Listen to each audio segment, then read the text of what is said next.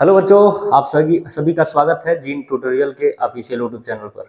बच्चों, gene tutorial के इस यूट्यूब चैनल पे बच्चों अभी तक मैं मैथ का क्लास केवल क्लास 10th और 12th का लेकर आ रहा था, लेकिन आज से क्लास 11th के मैथ के क्लास भी आपको इस चैनल पे मिलेगा। तो सबसे पहला जो चैप्टर बच्चों हम इस क्लास 11th का जो लिए हैं, चूंकि हाफ ईयरली एग्जाम सभी का हो गया, तो हाफ ईयरली के बाद जो अगला एग्जाम होने वाला है, चाहे पीरियाडिक सेकंड हो चाहे ईयरली हो बच्चों, वो यहाँ से आने वाला है। तो हम सबसे पहला जो चैप्टर स्टार्ट करने जा रहे हैं बच्चों, वो है चैप्टर नंबर 10। एनसीईआरटी के हिसाब से मैं मतलब बच्चों ये चैप्टर को लिया हूँ, straight lines. Straight line it means सरल रेखा, ठीक है। तो हम स्ट्रेट लाइन के बारे में इस लेक्चर में डिस्कस करने वाले हैं, जो बेसिक मैथमेटिक्स के बारे में इसमें चर्चा करेंगे एनसीईआरटी लेवल पे।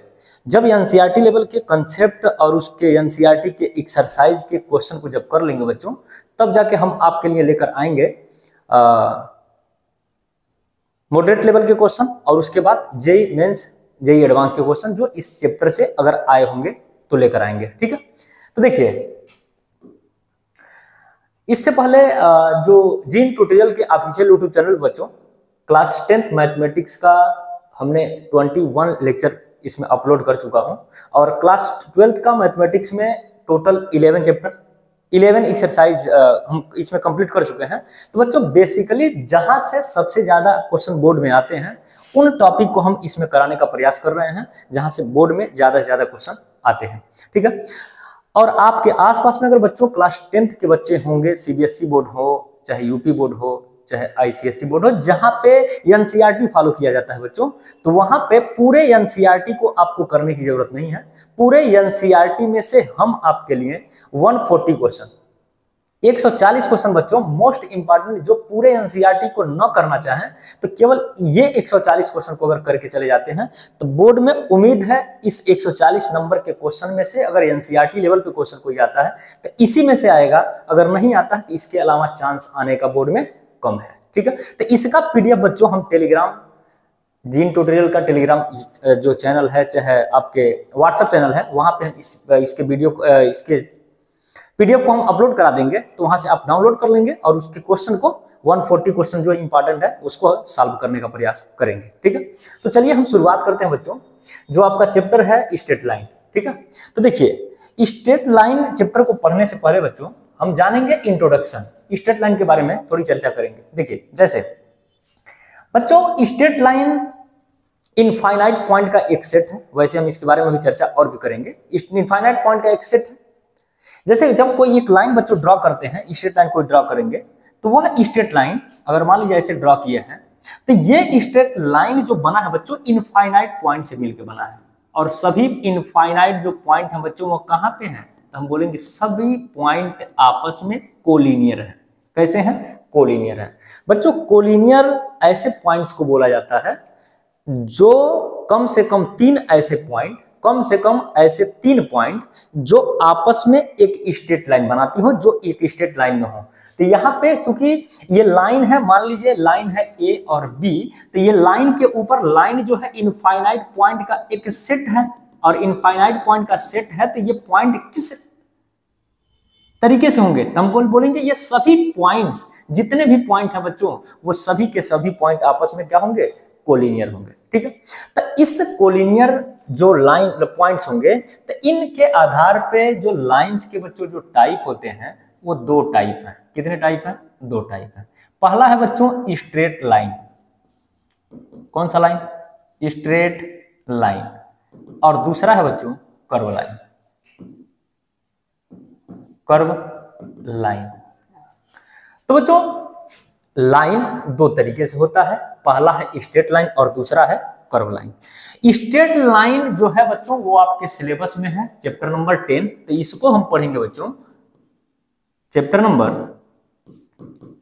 10 में।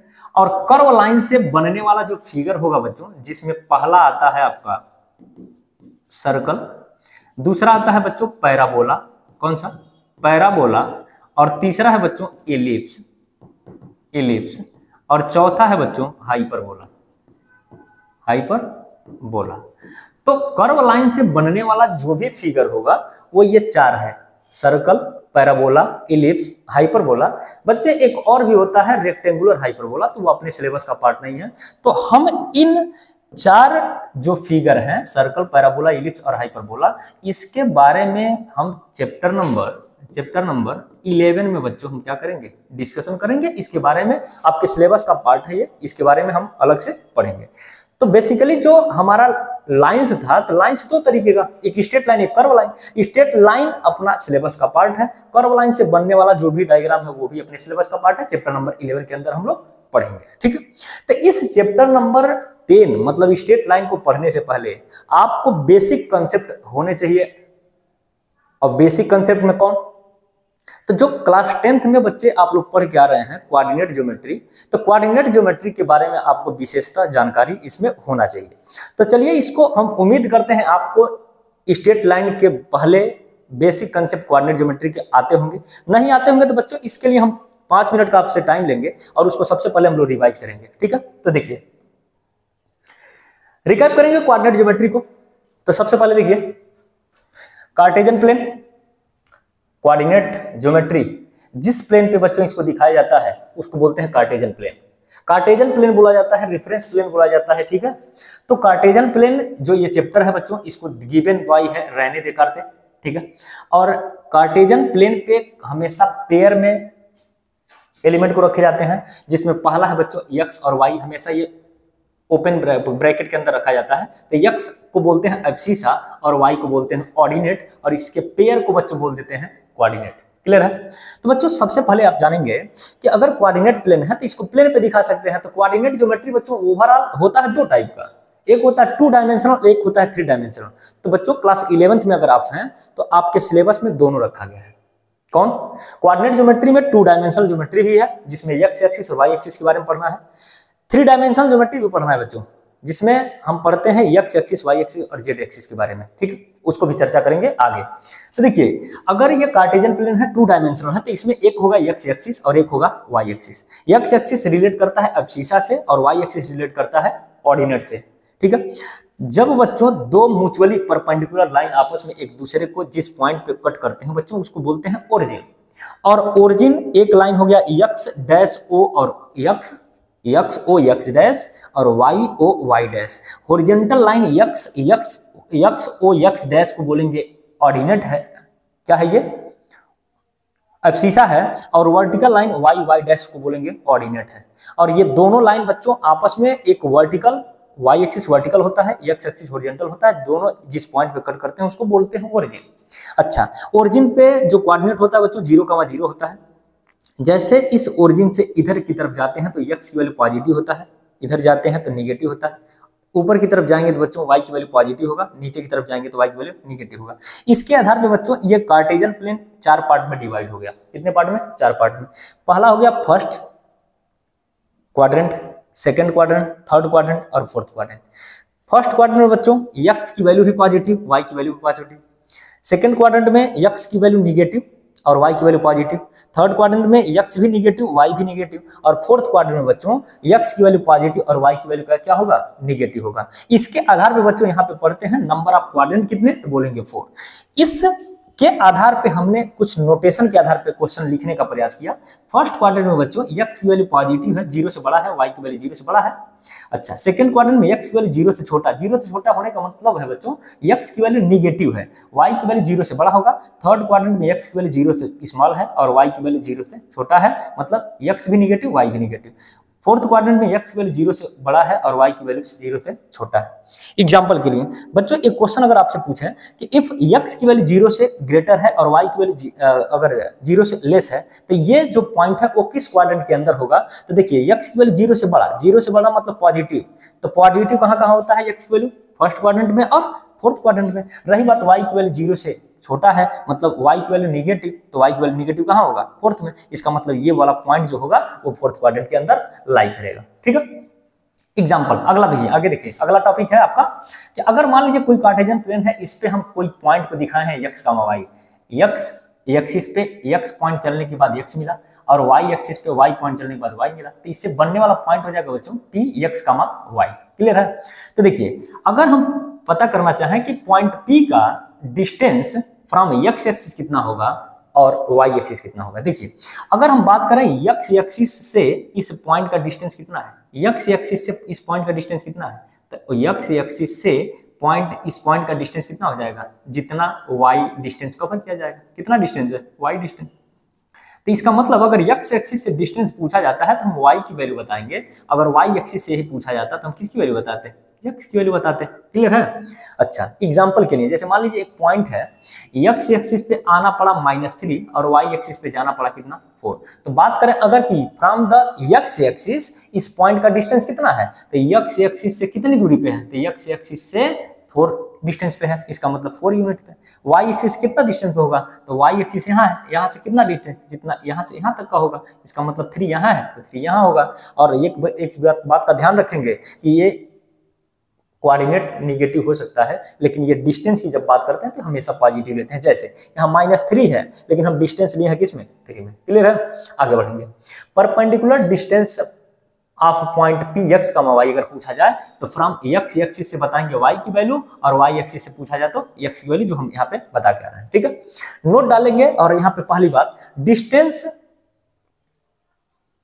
कैन नॉट बी निगेटिव, मतलब डिस्टेंस कभी भी निगेटिव नहीं हो सकता, जो हम यहाँ पे अभी चर्चा किए हैं।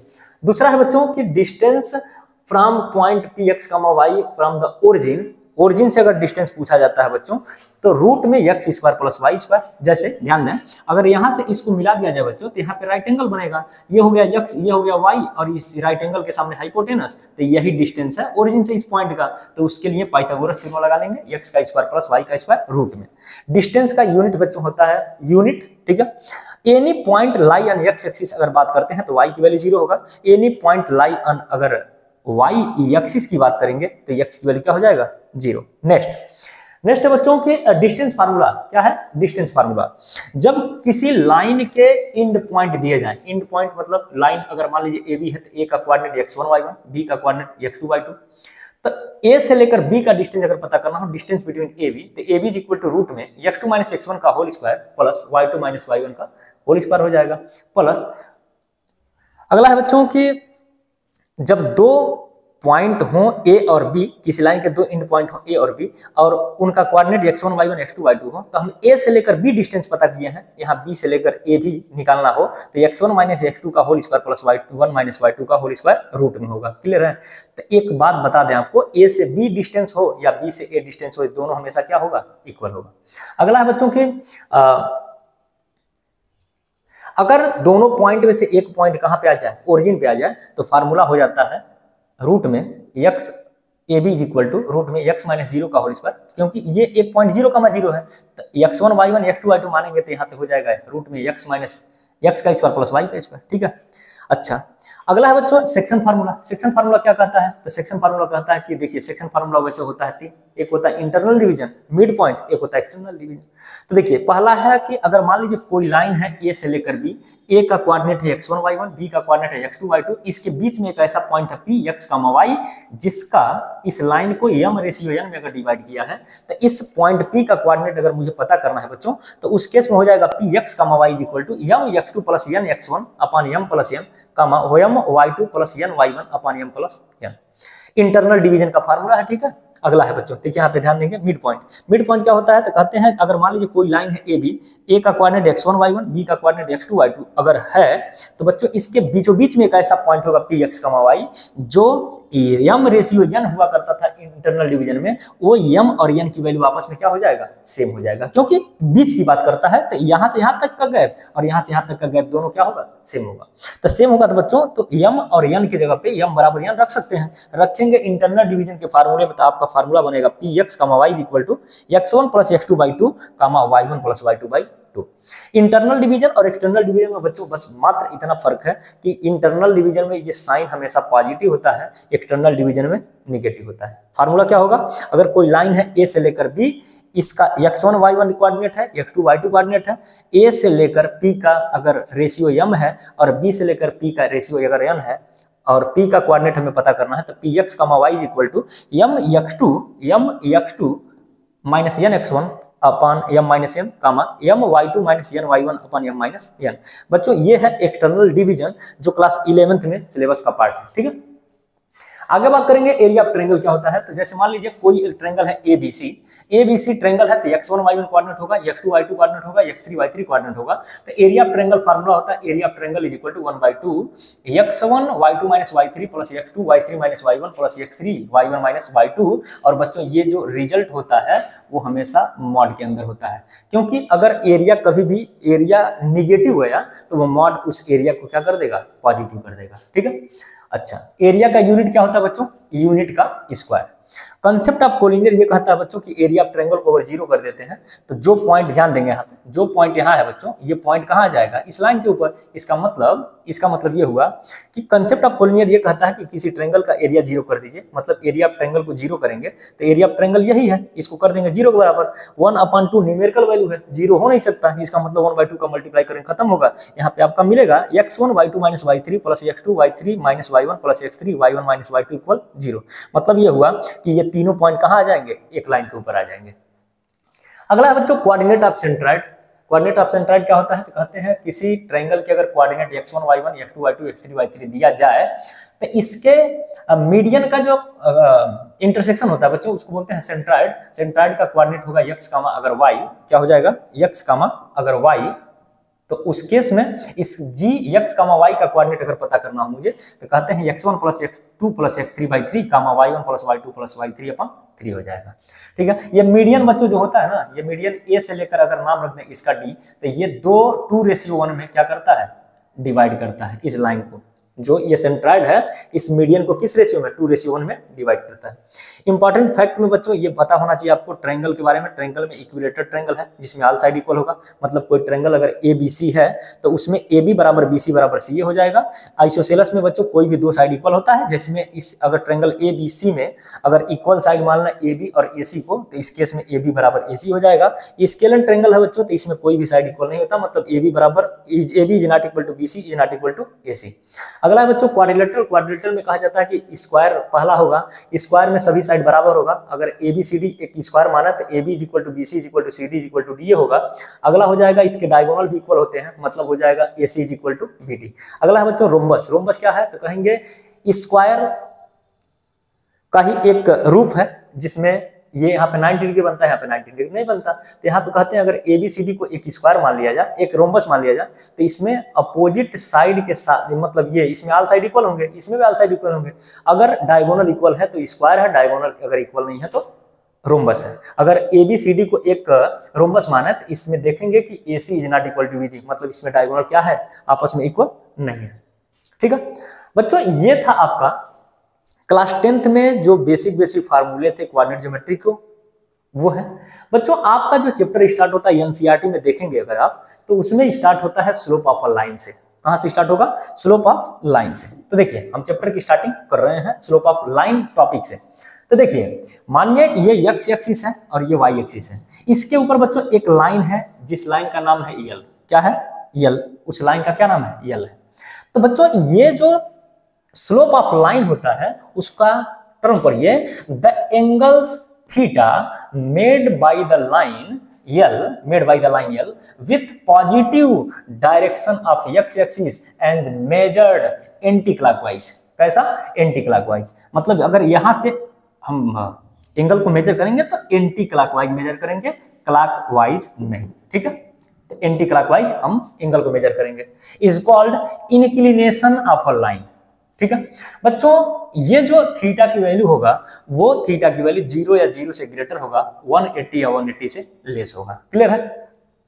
अच्छा मान लीजिए अगर ये कोई लाइन है L, तो ये x एक्सिस से पॉजिटिव डायरेक्शन में कितना एंगल बनाया, थीटा। तो चूंकि जानते हैं बच्चों O और x एक स्ट्रेट लाइन है, अगर यहाँ थीटा बनाया तो इसके जस्ट बगल में एडजेसेंट एंगल हो जाएगा 180 माइनस थीटा, क्योंकि दोनों एंगल का सम इस पॉइंट कितना होना चाहिए, 180। तो इसको डिवाइड करेंगे, थीटा और माइनस थीटा कैंसिल, 180 हो जाएगा, ठीक।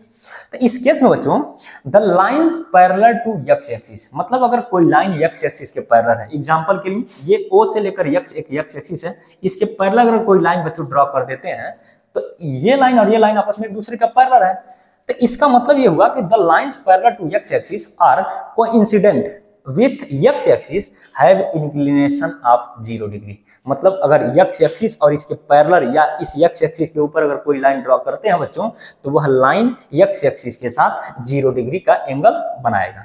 अगला है बच्चों कि the inclination of a vertical line, vertical line की बात कर रहा है मतलब y एक्सिस की बात कर रहा है। The inclination of a vertical lines parallel to or coinciding with y axis is 90 degree. बच्चों जब y एक्सिस के पैरेलल अगर कोई लाइन या y एक्सिस के ऊपर अगर कोई लाइन ड्रॉ किया जाता है तो उस लाइन का जो स्लोप होता है बच्चों, उस वहां पे एंगल बनता है 90 डिग्री, ठीक है। और 90 डिग्री पे स्लोप क्या होता है, नॉट डिफाइंड होता है, ठीक है। आगे बढ़ेंगे। अगला बच्चा इस इंक्लिनेशन या स्लोप ऑफ लाइन या इंक्लिनेशन ऑफ लाइन इसको बोलते क्या है, इसका डेफिनेशन कहा जाता है if theta is the inclination of a line L then the theta is called slope gradient or inclination of a line, ठीक है। जैसे the slope of a line whose inclination is 90 degree is not defined, और ये 90 degree slope कब होता है, जब कोई लाइन y एक्सिस या y एक्सिस के ऊपर या y एक्सिस के पैरेलल जब लाइन कोई ड्रॉ किया जाता है बच्चों, तो उस लाइन का x एक्सिस के साथ पॉजिटिव डायरेक्शन में 90 डिग्री बनाता है और 90 डिग्री बराबर क्या हो जाता है, क्योंकि देखिए स्लोप जो होता है बच्चों m की वैल्यू वो होता है आगे tan थीटा, और tan थीटा की वैल्यू जब रखेंगे 90 डिग्री, उस केस में m इज इक्वल टू हो जाएगा tan 90 डिग्री और m इज इक्वल टू हो जाएगा tan 90 मतलब इनफाइनाइट। इसका मतलब उस केस में जो इंक्लिनेशन है बच्चों बोले तो स्लोप जो है वो डिफाइंड नहीं है, वहां पे नॉट डिफाइंड लिखा है। The slope of a line which is denoted by m, जिसको हम m से डिनोट करते हैं, ठीक है। और यहाँ पे हमने जो बताया कि m is equal to tan theta होता है, m is equal to tan theta, theta के ऊपर 90 डिग्री रखेंगे कब, जब लाइन y एक्सिस के पैरेलल या y एक्सिस के ऊपर अगर कोई लाइन कोइंसिडेंट कर जाता है, उस केस में x एक्सिस के साथ पॉजिटिव 90 डिग्री बनाएगा, यहाँ कितना बनाएगा 90 डिग्री, और tan थीटा बराबर होता है m, थीटा के जब 90 रखेंगे तो नॉट डिफाइंड हो जाएगा। क्या हो जाएगा बच्चों, नॉट डिफाइंड हो जाएगा। क्लियर है, आगे बढ़ेंगे। अगला बच्चों इसके ऊपर एक क्वेश्चन करते हैं, एक क्वेश्चन सॉल्व करते हैं।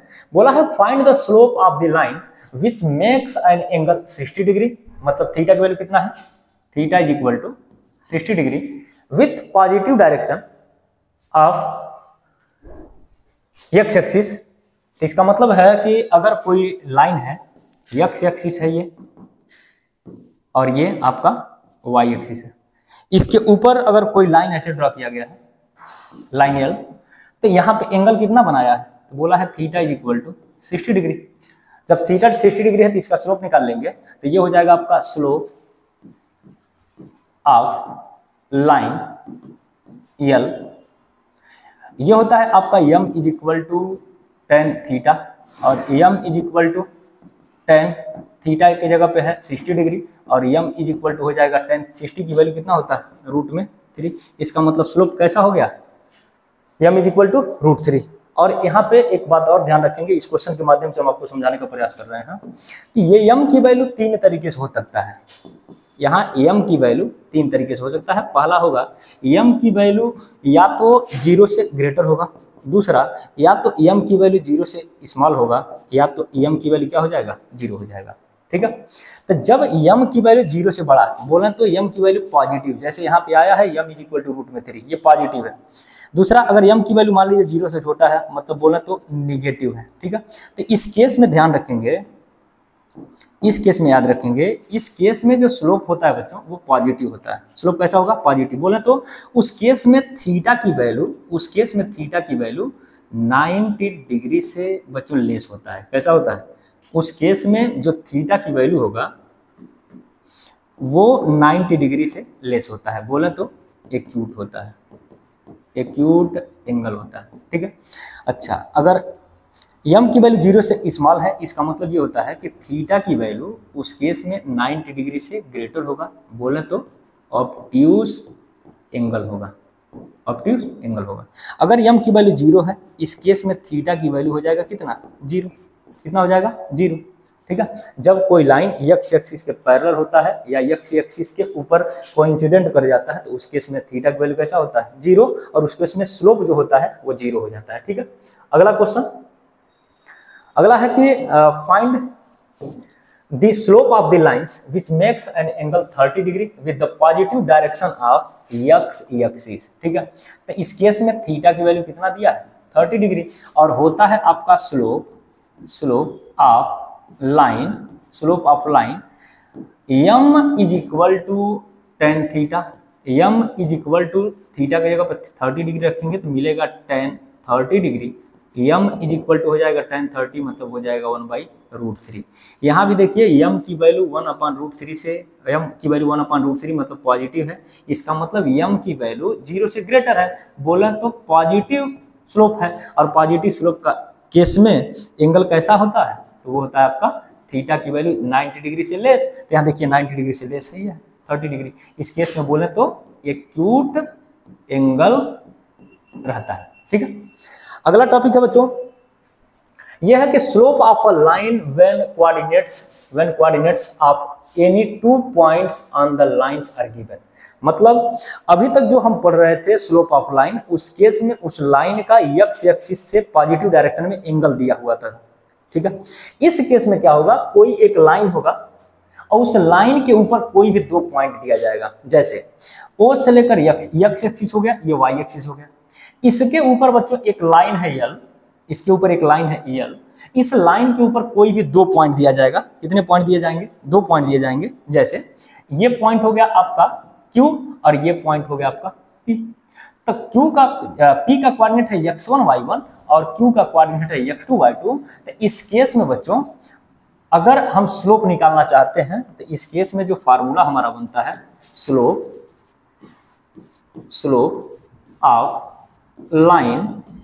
ऑफ लाइन कौन, PQ। Slope of line PQ line का हम स्लोप अगर निकालना चाहते हैं तो उस केस में फार्मूला बनता है m is equal to y2 minus y1 upon x2 minus x1। ये हो जाएगा स्लोप का फार्मूला। ठीक है, जब किसी लाइन के ऊपर कोई भी 2 पॉइंट गिवन हो x1 y1 x2 y2, तो उस लाइन का स्लोप का फार्मूला होता है m is equal to y2 minus y1 upon x2 minus x1। ठीक है, आगे बढ़ेंगे। अगला है कि इसी फार्मूले के ऊपर बच्चों क्वेश्चन दिया है, क्वेश्चन नंबर 3, इसको निकालने का प्रयास करेंगे। क्वेश्चन है कि find the slope of the lines कितने दिए गए हैं, वह A B C और D 4 लाइंस है। इसके ऊपर 4 लाइन है और चारों लाइन के ऊपर देखिए कंडीशन अलग अलग है। फाइंड द स्लोप, इन चारों क्वेश्चनों का स्लोप ही फाइंड करना है। पहला क्वेश्चन है बच्चों की passing through the point 3, -2 and -1, 4। मतलब ये पहले क्वेश्चन का आंसर पूछना चाह रहा है जिस लाइन के ऊपर 2 पॉइंट है, एक 3, -2 और एक -1, 4। ठीक है, जैसे कोई एक लाइन ड्रॉ करना है, कोई लाइन ड्रॉ करें और इस लाइन के ऊपर बच्चों 2 पॉइंट है। एक है मान लीजिए A, एक पॉइंट है A और एक पॉइंट है इधर कहीं B। A पॉइंट का कोऑर्डिनेट अगर लिखना चाहते हैं लिख सकते हैं कि 3, -2 है और B कोऑर्डिनेट का है 1, 4। ठीक है, इसका स्लोप हमें फाइंड करना है। तो ये हो गया आपका x1 y1, क्या हो जाएगा ये हो गया x1 y1, ये हो गया x2 y2। ठीक है, तो जब किसी लाइन के ऊपर 2 पॉइंट दे दिया जाता है तो उस केस में होता है स्लोप आपका slope of line m is equal to y2 minus y1 upon x2 minus x1। इसमें रख देंगे इस फार्मूले में, तो हो जाएगा m is equal to y2 की वैल्यू है बच्चों 4 माइनस y1 की वैल्यू है -2 अपान x2 की वैल्यू है यहाँ पे -1 और माइनस x1 की वैल्यू है 3। इसको सॉल्व करेंगे m इज इक्वल टू हो जाएगा 4 माइनस प्लस 2 हो जाएगा, यहाँ हो जाएगा -4। तो ऊपर हो गया आपका 4 + 2 6 और अपान -4 कैंसिल अगर इसको करें बच्चों तो 2 से, तो ये आ जाएगा m इज इक्वल टू 3/2, लेकिन कैसा है, निगेटिव है। यहाँ पे m की वैल्यू -3/2 है, मतलब स्लोप निगेटिव है। इसका मतलब ये हुआ कि उस केस में जो स्लोप है निगेटिव, उस केस में थीटा की जो वैल्यू होगा बच्चों वो ऑब्ट्यूज एंगल हो जाएगा, मतलब मोर देन 90 डिग्री और लेस देन 180 डिग्री के बीच में। ठीक है, ये पहला नंबर क्वेश्चन था जिसका ये सोल्यूशन है। अगला क्वेश्चन है बच्चों की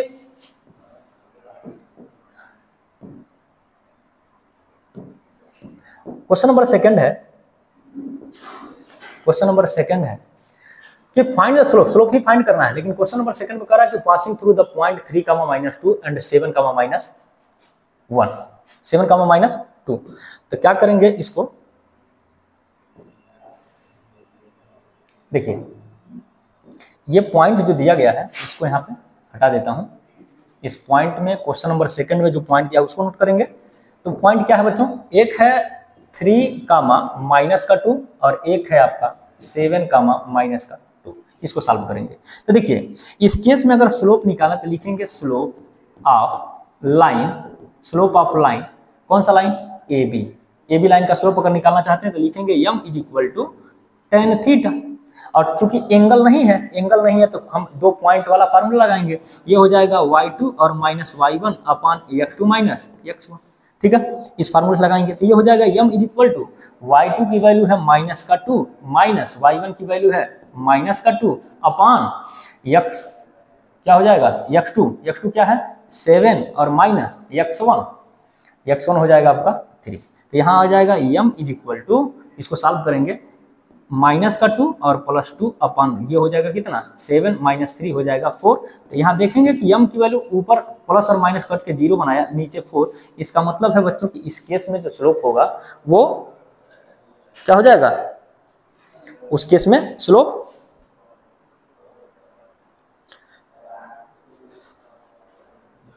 आगे बढ़ा जा, उस केस में स्लोप क्या हो जाएगा 0 हो जाएगा। तो इसका मतलब हो जाएगा m = 0। अब बच्चों जब m की वैल्यू 0 होता है मतलब स्लोप अगर 0 हुआ, इसका मतलब है कि वह लाइन x एक्सिस के या तो पैरेलल होगा या तो x एक्सिस के ऊपर ओवरलैप कर जाएगा या कोइंसिडेंट कर जाएगा। ठीक है, क्वेश्चन नंबर बच्चों ये सेकंड था। ठीक है, इसी तरीके से क्वेश्चन नंबर थर्ड, ये क्वेश्चन नंबर थर्ड जो है इसको लगाने का प्रयास करेंगे। देखिए क्वेश्चन नंबर थर्ड में दिया है passing through the point 3, -2 and 3, 4। इस क्वेश्चन का जवाब बच्चों आप कमेंट बॉक्स में देंगे। कहाँ पे देंगे, कमेंट बॉक्स में। ठीक है, जब वीडियो एंड हो जाएगा तो उस केस में कमेंट बॉक्स में आंसर देंगे। अगला है क्वेश्चन नंबर डी में बोला गया है कि मेकिंग इंक्लिनेशन ऑफ 45 डिग्री। ठीक है, इस क्वेश्चन का भी जवाब आप कमेंट बॉक्स में देंगे, क्योंकि इस क्वेश्चन को भी हम यहाँ पे 45 की जगह पे 30 डिग्री और 60 डिग्री वाला हमने क्वेश्चन करा दिया है। ठीक है, अगला क्वेश्चन, अगला है बच्चों के condition for parallelism and perpendicularity of a lines term of their slope. अगर किसी लाइन का स्लोप के फॉर्म में अगर इसका दिया गया है तो उस केस में आपका पैरेलल लाइंस और परपेंडिकुलर लाइंस का कंडीशन क्या होता है, एग्जांपल से समझेंगे। If lines L1 and L2, दो लाइंस हैं, दोनों लाइंस आपस में एक दूसरे के क्या है, पैरेलल है। जैसे देखिए इस केस में दो लाइन है, एक है आपका L1 और एक है L2। इस केस में बोला है कि L1 जो लाइन है बच्चों वो L2 की क्या है, पैरेलल है। तो थोड़ा ध्यान दें कि अगर पहले लाइन का हम स्लोप निकालें, पहले लाइन का क्या निकालें, स्लोप निकालें, तो देखेंगे कि अगर स्लोप हम निकालें पहले लाइन का तो हो जाएगा m = tan थीटा, फार्मूला यही होता है। अच्छा, अगर बच्चों की अगर लाइन 1 के लिए निकाल रहे हैं तो ये हो जाएगा m1 = tan थीटा, थीटा का जब क्या है अल्फा, लाइन 1 के लिए।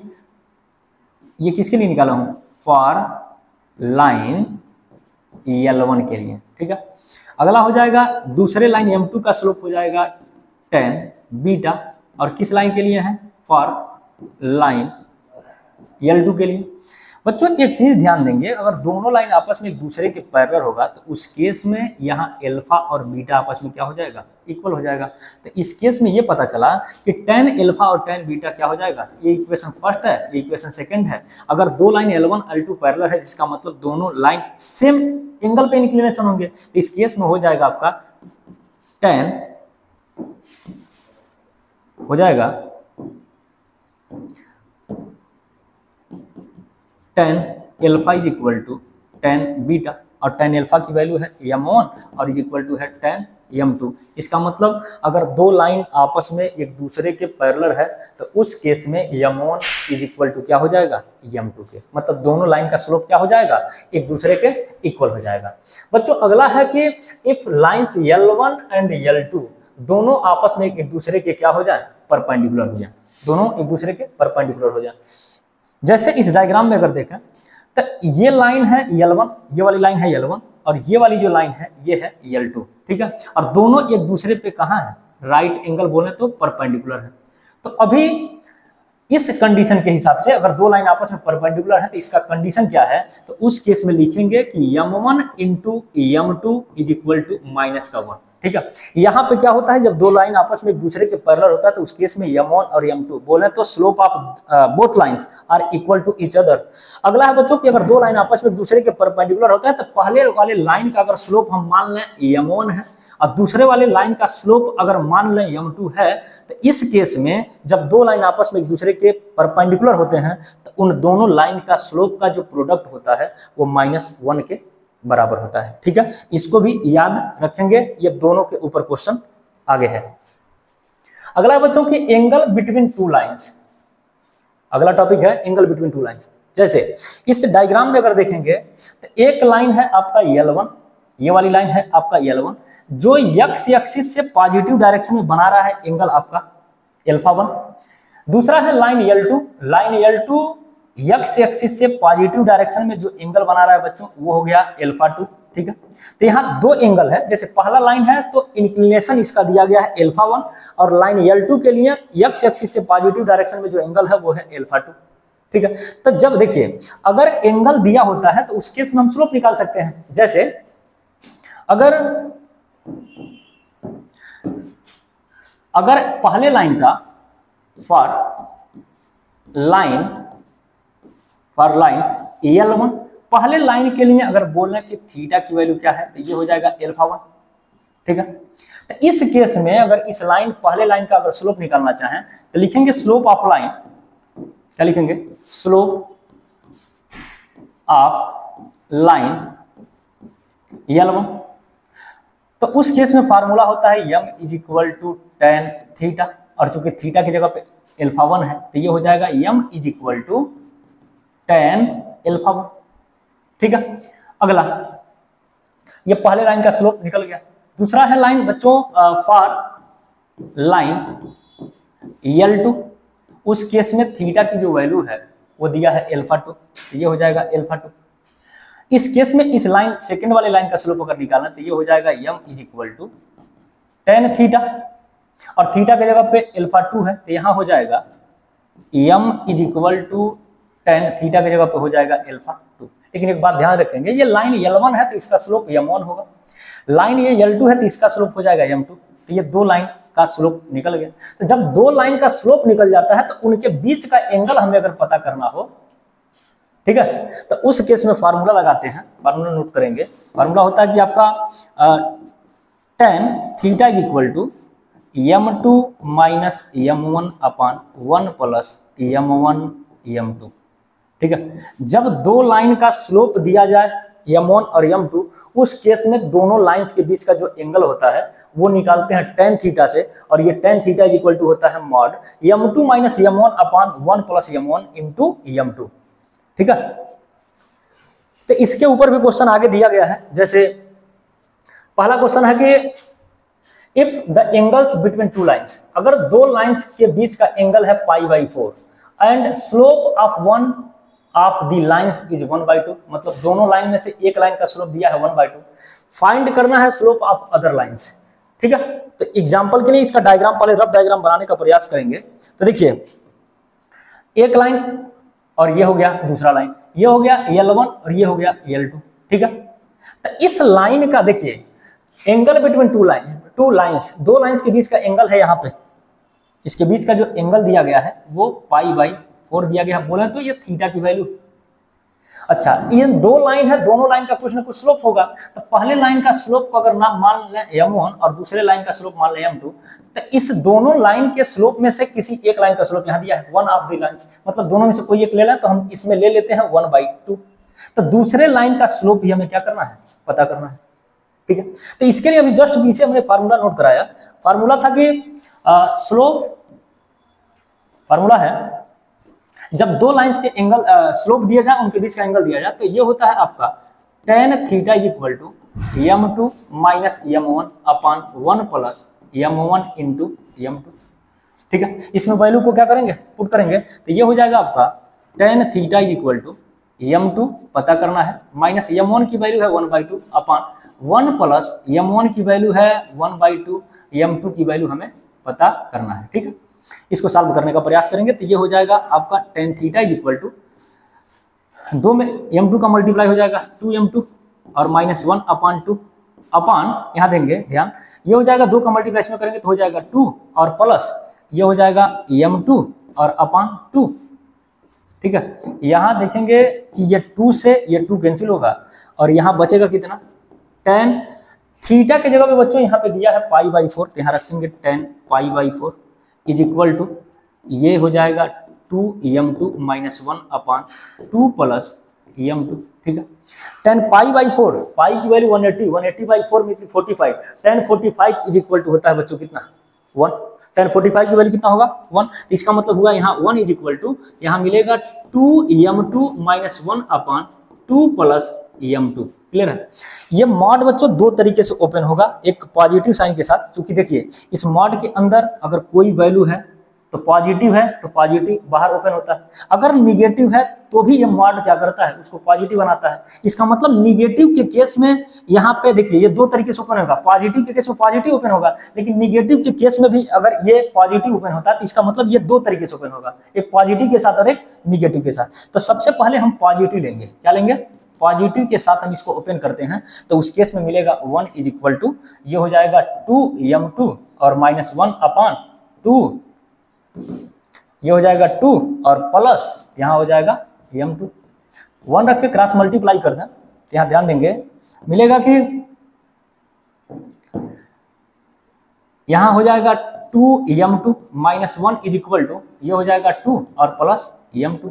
m2 वाला टर्म बच्चों एक तरफ लाएंगे तो ये इधर आएगा तो मिलेगा 2m2 और माइनस ये हो जाएगा m2 इज इक्वल टू ये होगा 2 और माइनस 1 इधर जाएगा तो बनाएगा 1, तो यहाँ हो जाएगा 2m2 माइनस m2, ये हो जाएगा केवल m2 इज इक्वल टू यहाँ कितना हुआ 3। तो इसका मतलब ये हुआ कि दूसरे लाइन का जो पहला कंडीशन है जब हम पॉजिटिव साइन लिए हैं तो उस केस में दूसरे लाइन का जो स्लोप आया है वो 3 आया है।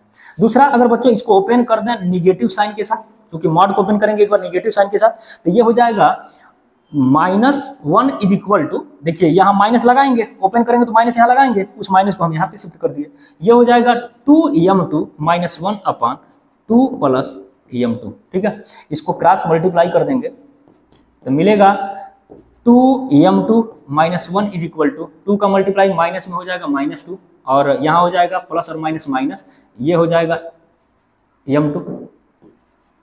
इस m2 को इधर लाएंगे तो मिलेगा 2m2 और माइनस में है ये हो जाएगा प्लस में m2 इज इक्वल टू ये हो जाएगा माइनस का 2 और ये -1 इधर जाएगा तो बनाएगा +1, यहाँ हो जाएगा कितना 3m2 इज इक्वल टू यहाँ बनाएगा माइनस का 1 और इस केस में m2 इज इक्वल टू हो जाएगा -1/3।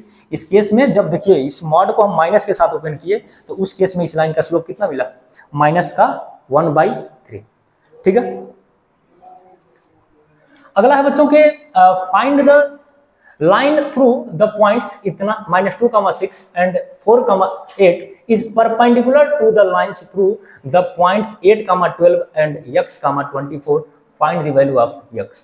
मतलब है कि यहाँ पे दो लाइंस हैं, पहला लाइन पास कर रहा है -2, 6 एंड 4, 8 से, वह लाइन एक दूसरा लाइन पास कर रहा है 8, 12 एंड x, 24 इस लाइन के ऊपर परपेंडिकुलर है। ठीक है, तो पहला लाइन और दूसरा लाइन देखिए दो लाइन है आपस में एक दूसरे को कट कर रहे, परपेंडिकुलर है एक दूसरे के ऊपर। देखिए जैसे बना लें, ये हो गया लाइन L, ये हो गया लाइन 2, तो ये हो गया L1 लाइन और ये हो गया L2 लाइन। तो पहला वाला जो लाइन है बच्चों ना, ये 2 पॉइंट से पास कर रहा है, कितने पॉइंट से, 2 पॉइंट। पहला है बच्चों A और B नाम रखें, तो ये पॉइंट जो पास कर रहा है -2, 6 से और दूसरा पॉइंट जो है वो होगा 4, 8 से। बच्चों दूसरा जो लाइन है वो पास कर रहा है एक 8, 12 से, तो ये हो जाएगा आपका C और ये हो जाएगा आपका D। तो C वाला जो पॉइंट है बच्चों वो है 8, 12 और जो D पॉइंट है वो है आपका x, 24।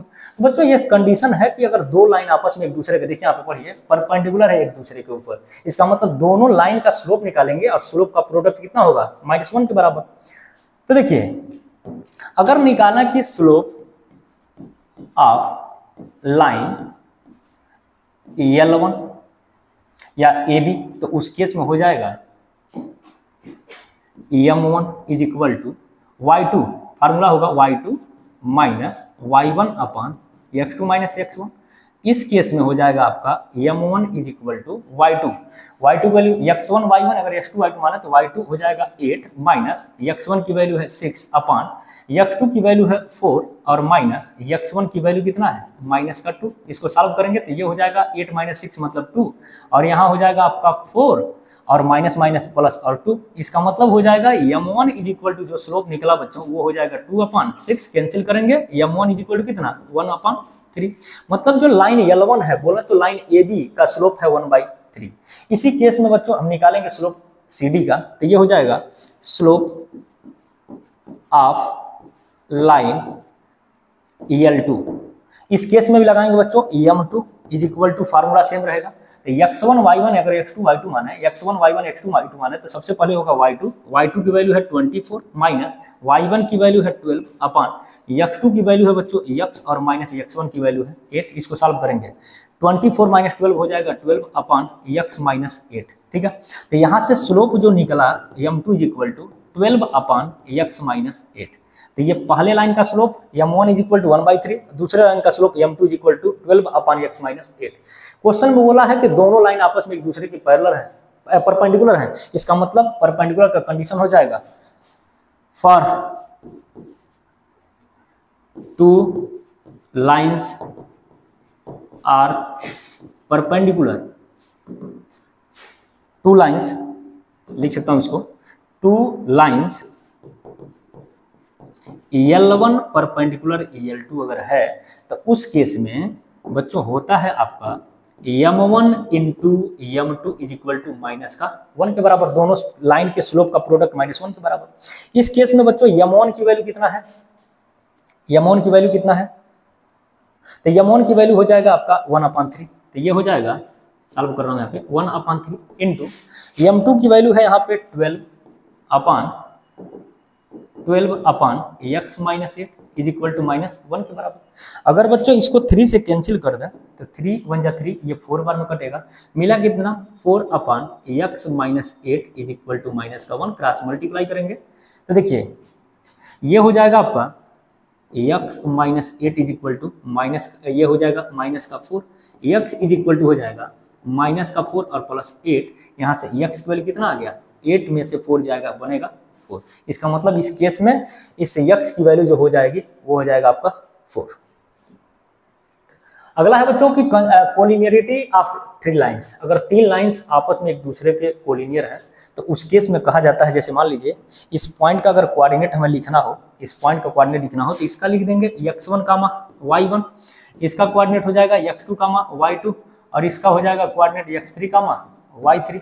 तो किसी लाइंस के ऊपर अगर 3 पॉइंट हैं तो उस केस में अगर दिखाना हो कोलिनियरिटी ऑफ 3 पॉइंट्स तो इस केस में कहा जाता है slope of line A B निकालिए, ए से बी का स्लोप निकाल लीजिए and slope of B C निकाल लीजिए। अगर ये दोनों स्लोप आपस में एक दूसरे के पैरेलल है, बोले तो बराबर है, तो इस केस में अगर स्लोप हम मान लें हो जाएगा M1, इस केस में अगर हो जाएगा स्लोप M2, तो स्लोप ऑफ लाइन AB मतलब M1 is equal to M2।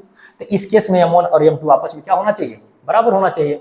तो कोलिनियरिटी का अगर 3 पॉइंट है तो देखिए एक होता है एरिया ऑफ ट्रायंगल को 0 दिखा दें, वहां से भी होता है। दूसरा, हम अगर 3 पॉइंट को कोलिनियर दिखाना चाहते हैं तो उस केस में 2 लाइन का स्लोप और अगले 2 पॉइंट का स्लोप अगर इक्वल आपस में दिखा देते हैं, मतलब स्लोप ऑफ लाइन AB और स्लोप ऑफ लाइन अगर BC दोनों आपस में इक्वल दिखा दें तो उस केस में ये दोनों लाइन आपस में क्या हो जाएगा, एक दूसरे के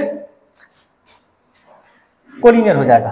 तो यहाँ पे अगर फार्मूला के तौर पे अगर इसको नोट करें तो यहाँ लिखेंगे, अगर लाइन है ABC, कोई लाइन पे 3 पॉइंट है ABC, तो बोलेंगे यहाँ पे slope of line AB is equal to slope of line BC। ठीक है। अगर लाइन ए बी का स्लोप हम माने हैं अगर m1 और दूसरे लाइन का हो जाएगा स्लोप 2, तो ये हो अगर दोनों m1 और m2 दोनों का स्लोप अगर इक्वल है तो इसका मतलब तीनों पॉइंट आपस में क्या होंगे, कोलिनियर होंगे। इसके ऊपर बच्चों एक क्वेश्चन दिया गया है, ध्यान देंगे। यहाँ पे बोला गया कि 3 पॉइंट्स, कितने पॉइंट हैं, 3 पॉइंट्स हैं। एक है P H, K, Q है x1 y1 एंड R जो है बच्चों x2 और y2 है। Lie on the line, lie on the line का मतलब होता है तीनों पॉइंट एक लाइन के ऊपर है। So that h minus x1 y2 minus y1 is equal to k minus y1 x2 minus x1, ये आपस में क्या होगा, इक्वल होगा। ठीक है। अगर 3 पॉइंट आपस में कोलिनियर है इसका मतलब है इन दो का स्लोप हम क्या करेंगे, आपस में इक्वल दिखाएंगे। देखिए जैसे अगर बात करें slope of line P Q निकालेंगे, क्या निकालेंगे, पी क्यू निकालेंगे, जिसके slope of line P Q is equal to slope of line, slope of line Q से क्या कर दें, आर कर दें, तो हो जाएगा क्यू आर, आपस में इक्वल होना चाहिए। तो देखिए फार्मूला क्या होता है, जब 2 पॉइंट किसी लाइन के ऊपर दिया जाए तो y2 माइनस y1 अपन x2 माइनस x1। यहाँ देखिए ये x1 y1, इसका नाम रख दें, ये हो जाएगा x1 y1 x2 y2। तो उस केस में सबसे पहले लिखते हैं y2 क्या है, y1 माइनस y2 की जगह पे y1 माइनस ये हो जाएगा k अपान यहाँ क्या हो जाएगा x2 की जगह पे दिया है x1 और माइनस ये हो जाएगा आपका h इज इक्वल टू यहाँ स्लोप क्या है, तो ये हो जाएगा अगर इसको माने x1 y1, इसको माने x2 y2, क्या मानेंगे इसको x2 और y2, तो उस केस में सबसे पहले लिखते हैं y2, तो ये हो जाएगा y2 minus y1 upon x2 हो जाएगा और माइनस x1। बच्चों इसका कर देंगे क्रॉस मल्टीप्लाई, क्या करेंगे, क्रॉस मल्टीप्लाई, तो यहाँ मिलेगा y1 माइनस k इंटू ये हो जाएगा x2 minus x1 is equal to ये हो जाएगा x1 माइनस h, क्या हो जाएगा h इंटू ये हो जाएगा आपका y2 और माइनस y1। ठीक है, ठीक है।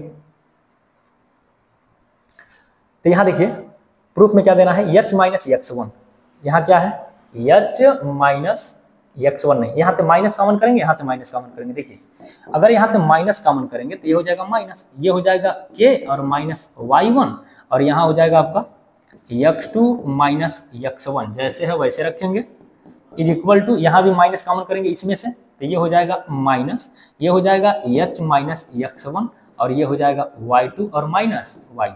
बच्चों इस माइनस को अगर माइनस से कैंसिल कर दें तो इसको इधर कर देंगे, इसको इधर कर देंगे। ठीक है, तो यहाँ से आंसर आपका आ जाएगा, ये पहले रखेंगे तो हो जाएगा आपका h minus x1 into y2 minus y1 is equal to यहाँ हो जाएगा k माइनस y1, ये हो जाएगा x2 और माइनस x1। ठीक है, यही है इसका प्रूफ, लिख देंगे हेंस प्रूफ। ठीक है,